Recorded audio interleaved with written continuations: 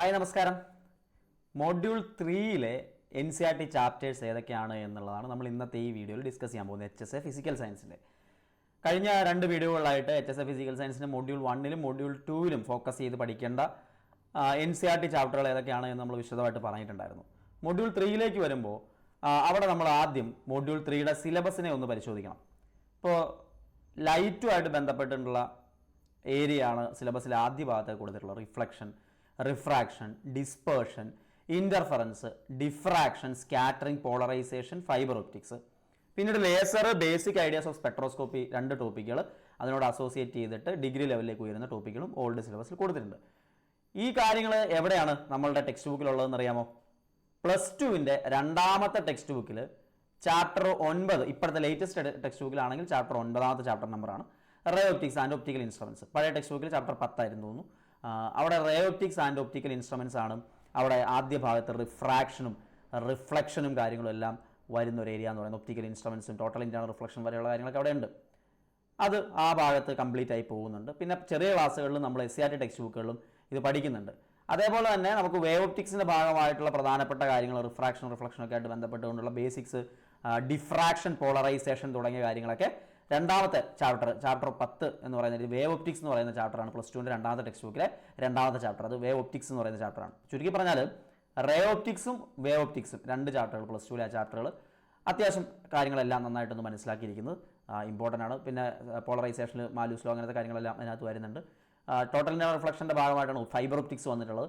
Fibre optics എടുത്ത് പറയുന്നതുകൊണ്ട് തന്നെ അതിൻ്റെ ഡിഗ്രി ലെവലിലേക്ക് ഉയരുന്ന കണ്ടന്റ് കൂടി നമ്മൾ മനസ്സിലാക്കി പോകണം. ലേസറും അതിൻ്റെ ബേസിക് ഐഡിയാസും അതേപോലെ സ്പെക്ട്രോസ്കോപ്പിയുടെ ബേസിക് ഐഡിയാസും നമുക്ക് എക്സ്ട്രാ ആയിട്ട് ഇവിടെ പഠിച്ചെടുക്കേണ്ട കാര്യങ്ങളായിട്ട് കാണുകയും ചെയ്യാം. 2ാമത്തെ ഭാഗത്തിലേക്ക് നോക്കുകയാണെങ്കിൽ നോക്കൂ, തെർമോഡൈനാമിക്സും ഹീറ്റും ഒക്കെ ആയിട്ട് ബന്ധപ്പെട്ട കാര്യങ്ങളാണ്. ഹീറ്റ് ആൻഡ് തെർമോഡൈനാമിക്സ്, അതിൽ conduction, convection, radiation, laws of thermodynamic, Carnot engine, entropy, ഇത്രയാണ് അവിടെ കൊടുത്തിരിക്കുന്നത്. ഇത് നമ്മൾ +1-ലേക്ക് ഒന്ന് തിരിച്ചു പോകണം. +1-ൻ്റെ 2ാമത്തെ ടെക്സ്റ്റ് ബുക്കിൽ നമ്മൾ നമ്മുടെ ഫ്ലൂയിഡ് ഡൈനാമിക്സ് കഴിഞ്ഞിട്ടുള്ള ചാപ്റ്റർ, അതായത് mechanical properties of solid, fluid dynamics നമ്മൾ ഓൾറെഡി 1ാമത്തെ മൊഡ്യൂൾ കവർ ചെയ്യുന്നുണ്ട്. അതിനുശേഷം +1-ൻ്റെ 2ാമത്തെ ടെക്സ്റ്റ് ബുക്കിലുള്ള അടുത്തൊരു ചാപ്റ്ററാണ് thermal properties of matter.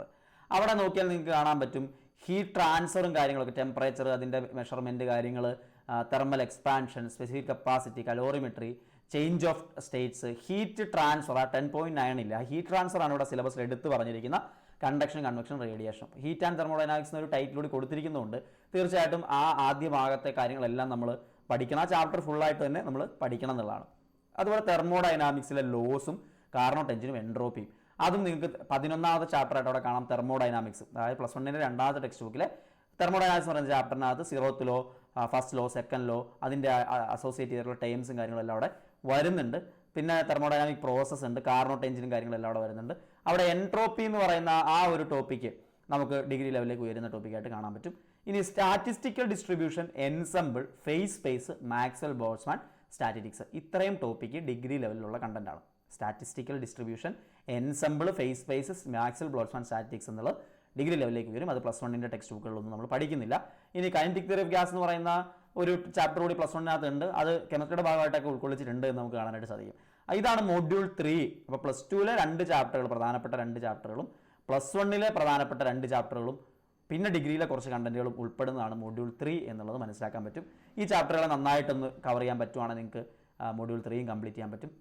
Module 4-ലേക്ക് വന്നു കഴിഞ്ഞാൽ അവിടെ ക്വാണ്ടം മെക്കാനിക്സിൻ്റെ ബേസിക്സ് ആണ് ഉൾപ്പെടുത്തിയിരിക്കുന്നത്. ക്വാണ്ടം മെക്കാനിക്സിൻ്റെ ആപ്ലിക്കേഷൻസും കാര്യങ്ങളൊക്കെ ഡിഗ്രി ലെവലിലേക്ക് ഉയരുന്ന ഒരു മൊഡ്യൂളായിട്ടാണ് മൊഡ്യൂൾ 4 വരുന്നത്. ഫിസിക്സും കെമിസ്ട്രിയും മിക്സ് ചെയ്തിട്ടുള്ളൊരു മൊഡ്യൂളാണ് മൊഡ്യൂൾ 4 എന്ന് പറയുന്നത്. പിന്നീട് അങ്ങോട്ട് കെമിസ്ട്രിയുടെ മൊഡ്യൂളുകൾ തുടങ്ങണം. മൊഡ്യൂൾ 6 എന്നൊക്കെ പറയുന്നത് നമ്മുടെ കെമിസ്ട്രിയുടെ ആദ്യ +1-ൻ്റെ ടെക്സ്റ്റ് ബുക്കുകളിൽ സ്ട്രക്ചർ ഓഫ് ആറ്റം തൊട്ട് പീരിയോഡിക് ക്ലാസിഫിക്കേഷന്, കെമിക്കൽ ബോണ്ടിങ് പോലുള്ള ചാപ്റ്ററുകൾ ഉൾപ്പെടുത്തിക്കൊണ്ടാണ് മൊഡ്യൂൾ 6 വന്നിരിക്കുന്നത് കാണാൻ പറ്റും.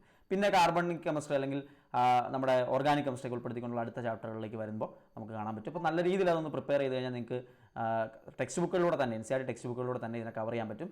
കൂടുതൽ ചോദ്യങ്ങളും ഡിസ്കഷൻസും ഒക്കെ ആയിട്ട് വീണ്ടും ഈ ചാനലിലൂടെ കാണാം. തീർച്ചയായിട്ടും നിങ്ങളുടെ അഭിപ്രായങ്ങളും ഫീഡ്ബാക്സും കൂടുതൽ കാര്യങ്ങൾ എന്തൊക്കെ ഉൾപ്പെടുത്തണം എന്നുള്ളതിനെക്കുറിച്ചൊക്കെ ഒന്ന് കമൻറ്റ് ചെയ്യുക. വീണ്ടും കാണാം. എല്ലാവർക്കും നന്ദി.